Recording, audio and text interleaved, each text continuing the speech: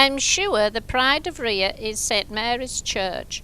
St. Mary's Church is an exceptional place of historical importance, created in the 1840s by Sarah Losh, who was both benefactor and architect, and is embellished with symbolic carvings executed by local craftsmen and striking mosaic stained glass windows. Sarah paid the cost herself out of her own pocket to the tune of £1,008. The building was by way of being a memorial to Sarah's sister Catherine, who died before her. The church is alive with images of creatures, bats, birds, butterflies, dragonflies, and a frog, and of course the pine cone. A very close friend of Sarah's, Major Thane, fought in the Afghan war and sent Sarah a pine cone before he died from an arrow wound. Sarah planted the pine cone in the churchyard, where it grew for many years.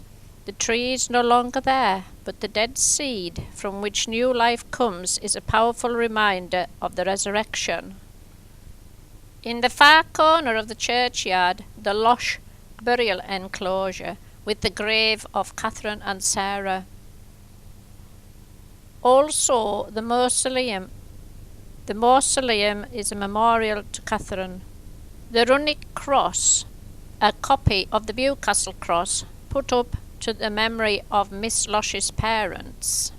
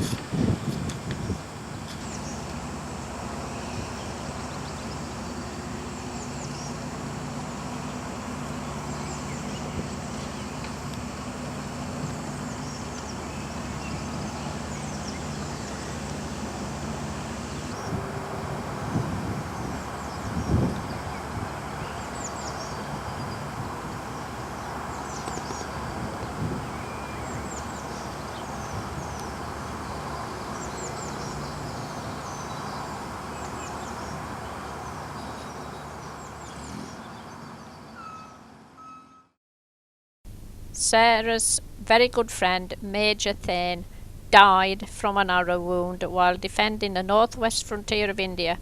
Arrows can be seen outside, set in the door and around the well. You may think that it's unusual to have someone's portrait up in a church, but then Sarah Losh, who lived from 1785 to 1853, and who rebuilt this church in 1840 to 1842, was an unusual woman. And as I said, she was her own architect and paid for the cost of the church herself. Sarah Losh, who designed and built the church, which was consecrated in 1842, wanted the building to be a reflection of the Christian faith. The building is full of symbolism, which is all in the Bible. It tells the Christian story. We are reminded of God creating day and night. Here are the owl and the cockerel, the birds of the day and the night. We go outside to the surrounds of the windows over the door and see from left to right symbols representing water plants and air.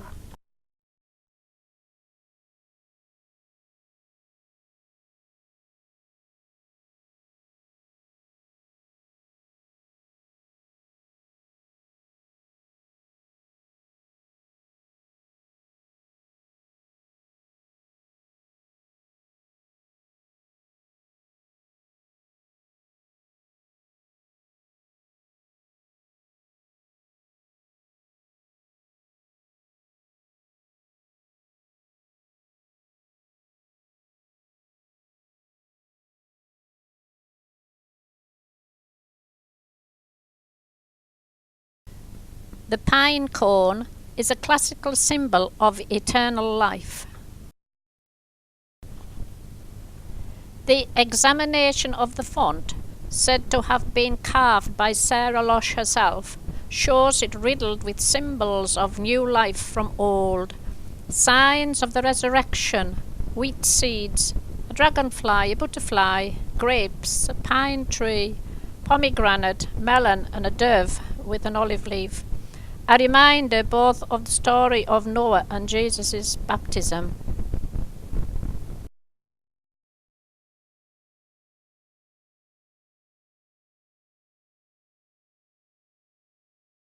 The pulpit itself is an old stump made from bog oak, probably around 1,000 years old, and at the side is a new shoot with a candle in the top.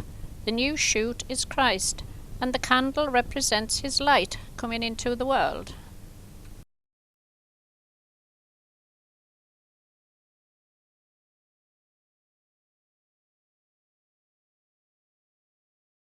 The focus of the building is the recess through the arch there, which symbolises a dining room. We see a table set in the middle and 13 places set around the edge in the arches. Here we are at the Last Supper Jesus shared with his 12 disciples.